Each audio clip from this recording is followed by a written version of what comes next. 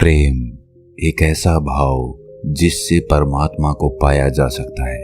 भगवान गौतम बुद्ध ने पूरी दुनिया को प्रेम का संदेश दिया कि प्रेम से आप पूरी दुनिया को जीत सकते हैं। बुद्ध कहते हैं कि प्रेम से घृणा को भी जीता जा सकता है।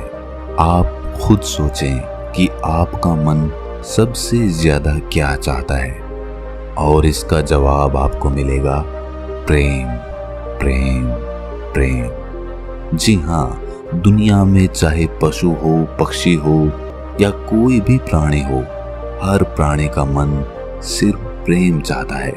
लेकिन हम सभी प्रेम के भाव को समझ ही नहीं पाते और सब अलग दिशा में चलते रहते हैं। अज्ञानता से दिव्य प्रेम वासना और घृणा में बदल जाता है। चलिए दिव्य प्रेम को गौतम बुद्ध की एक कहानी के माध्यम से समझने की कोशिश करते हैं। एक बार बुद्ध के एक शिष्य एक दिन गांव में घूमने के लिए गए हुए थे। घूमते हुए उन्हें बहुत प्यास लग गई। वो एक कुएं के पास गए। वहां पर एक युवती ने उन्हें पानी पिलाने के लिए कहा। पहले तो वो पानी देने के लिए मान गई, लेकिन बाद में उसने घड़ा पीछे कर पानी देने से मना कर दिया। वो बोले, क्या हुआ? युवती बोली, मैं नीची जाति से हूँ। मेरे हाथ का पानी पीने से आपका धर्म भ्रष्ट हो जाएगा। आनंद ने कहा कि आप इसकी चिंता ना करें, मुझे पानी पिलाएं। पानी पिलाना तो पुण्य का काम होता है। हमारे गुरु बुद्ध कहते हैं कि इस धरती पर कोई ऊंच नीच नहीं होती, सब समान होते हैं। ये सुनकर वो युवती बेहद खुश हो गई और उन्हें पानी पिलाया। उसके बाद वो युवती वहां से चली गई। वो रास्ते भर आनंद के बारे में ही सोचती रही। उसे उनकी सोच बहुत पसंद आई। आनंद देखने में भी बहुत सुंदर थे। कोई भी उन पर आसानी से मोहित हो जाता। वो युवती भी आनंद पर मोहित हो गई। वो रोज कुएं के पास उनका इंतजार करती। आनंद रोज उस कुएं के पास से जाते तो वही युवती उन्हें पानी पिलाती। अब तक उसे बस उन्हें जी भर देखने की इच्छा थी, लेकिन अब वो इच्छा बढ़ रही थी। एक दिन आनंद नहीं आए। युवती बहुत परेशान हो गई और उनके बारे में पता करने के लिए बुद्ध के आश्रम में पहुंच गई। जब उसने आश्रम में आनंद को देखा तब उसकी परेशानी दूर हुई। उसने आनंद से कहा कि आज आप घूमने के लिए गांव में नहीं आए? आनंद ने कहा, आज मुझे आश्रम में बहुत काम था। युवती ने कहा, आप जाति का भेदभाव नहीं करते, क्या आप मेरे घर खाने का निमंत्रण स्वीकार करेंगे? आनंद ने कहा, ये तो मैं बुद्ध से पूछकर बताऊंगा। उनकी अनुमति मिल गई तो मैं अवश्य आऊंगा। ये सुनकर युवती खुश हो गई और वहां से चली गई। उसे उस दिन पूरी रात नींद नहीं आई। उसे लगा कि आनंद भी उसे प्रेम करता है, इसीलिए वो उसके घर खाने पर आ रहे हैं। अगले दिन आनंद बुद्ध से अनुमति लेकर उस युवती के घर गए। युवती ने उनके लिए अलग अलग तरह के पकवान बनाए थे। उन्होंने उसे बड़े प्रेम से ग्रहण किया। उसके बाद युवती ने आनंद से कहा, अगर आप ऊंची नीची जाति का भेदभाव नहीं करते हैं तो क्या मैं आपसे अपने मन की बात कर सकती हूँ? आनंद ने कहा, हाँ जरूर बोलो। युवती ने कहा, मैं आपसे प्रेम करने लगी हूँ, आपसे शादी करना चाहती हूँ। क्या आप मुझसे शादी करेंगे? आनंद ने ये सुनकर कहा कि प्रेम करना कोई गलत बात नहीं है। प्रेम तो हर किसी को करना चाहिए, लेकिन मैं आपसे विवाह नहीं कर सकता। मैं एक सन्यासी हूँ। मेरे जीवन का लक्ष्य विवाह करना नहीं है।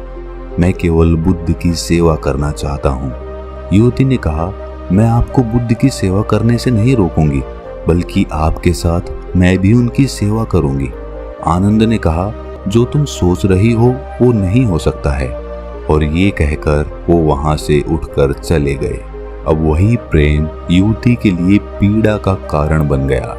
वो हर कीमत पर आनंद को पाना चाहती थी।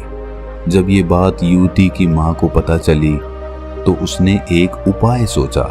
उसने अपनी बेटी से कहा, तुम अपनी माँ पर भरोसा रखो, आनंद तुम्हारा ही होगा। तुम उसे फिर से खाने पर बुलाओ। मैं उसके खाने में बेहोशी की दवा मिला दूंगी, उसके बाद तुम उससे गंधर्व विवाह कर लेना। युवती ने कहा, क्या ये सही रहेगा माँ? उसकी माँ ने कहा, प्रेम में सही और गलत नहीं होता। अगले दिन युवती फिर आनंद से मिलने गई और कहा, क्या आप मुझसे नाराज हैं? आनंद ने कहा, नहीं, मैं किसी से नाराज नहीं होता और आपने तो ऐसा कुछ किया भी नहीं कि मैं नाराज हो जाऊं। युवती ने कहा, तो ठीक है, फिर क्या आप दोबारा मेरे घर भोजन करने आएंगे?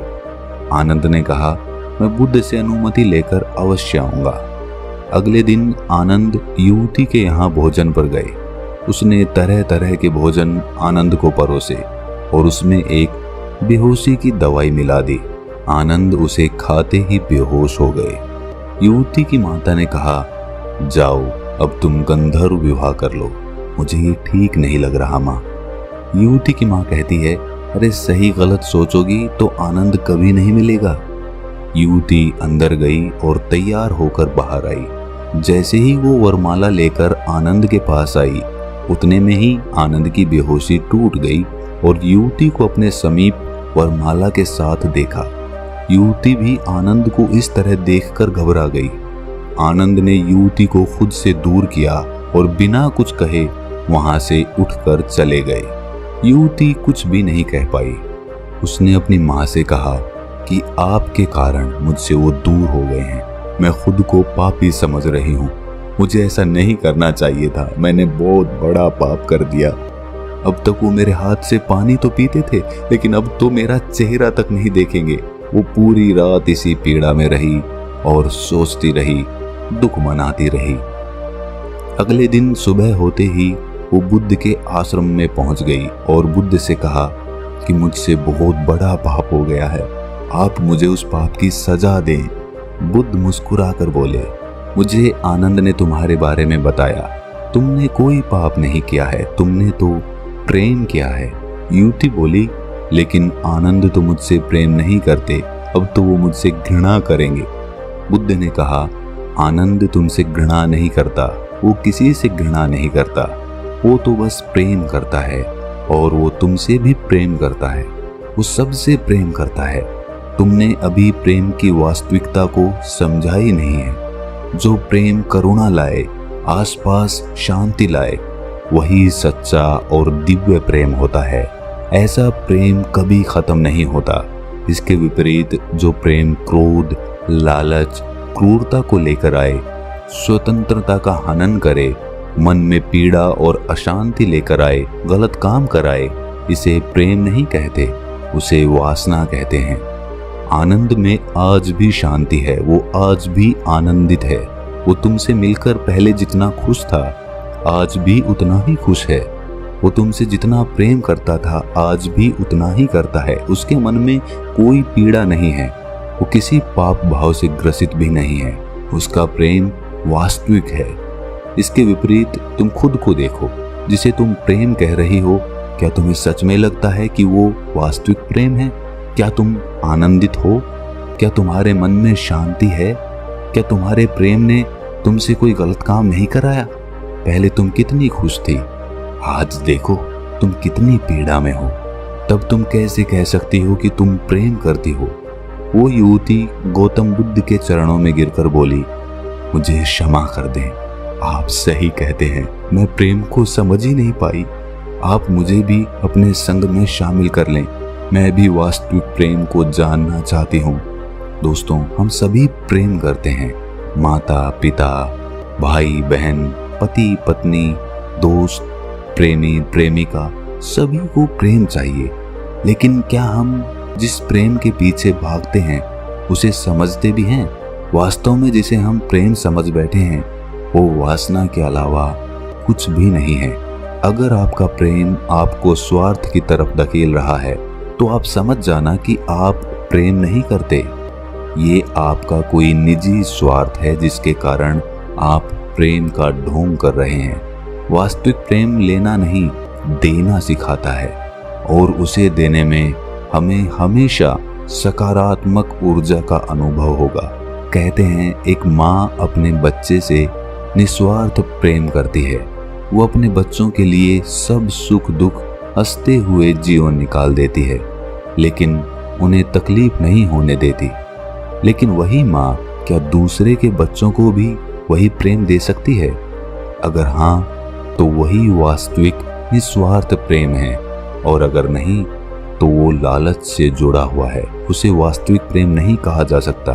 दिव्य प्रेम हर प्राणी के लिए, हर इंसान के लिए, हर जानवर के लिए, पेड़ पौधों के लिए बराबर होता है। वो किसी में कोई फर्क नहीं करता।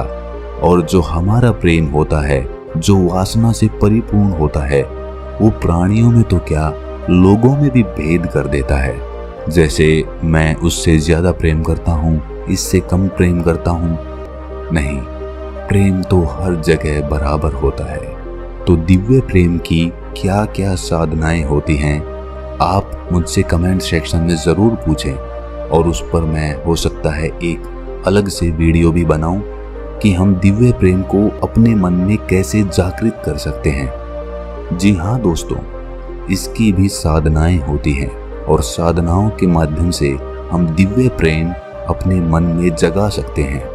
अगर ये कथा आपको थोड़ी सी भी ज्ञानवर्धक लगी तो इसे अपने सगे संबंधियों, दोस्तों, मित्रों के साथ शेयर जरूर करें, और ऐसी ही कहानियां सुनने के लिए हमारे चैनल को सब्सक्राइब कर लें और नोटिफिकेशन बेल को प्रेस कर दें, ताकि जब भी हम कोई कहानी या कथा डालें तो आपको तुरंत पता चल जाए। तो मिलते हैं अगली कहानी में, तब तक के लिए अपना ख्याल रखें।